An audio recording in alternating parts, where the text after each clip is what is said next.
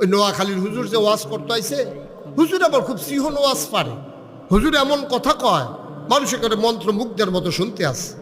এক মুরব্বী চিন্তা করলো, এই হুজুরের মতো জ্ঞানী হুজুর এই এলাকায় বোধহয় আর নাই, যা জানার জান্না রাহি হুজুর থেকে। তো উনি দাঁড়াইয়া কয়, হুজুর একটা জানার বিষয় ছিল। কয় বলেন কি বিষয়?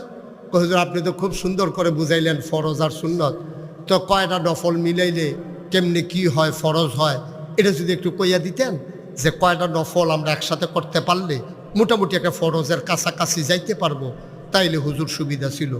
হুজুর চিন্তা করে কয়, জীবনে অনেক ওয়াজ করলাম, এইরকম প্রশ্ন তো কেউ করছে না, কয়টা নফল মিলাইলে একটা ফরজ, এটা কেমনে কমো আমি?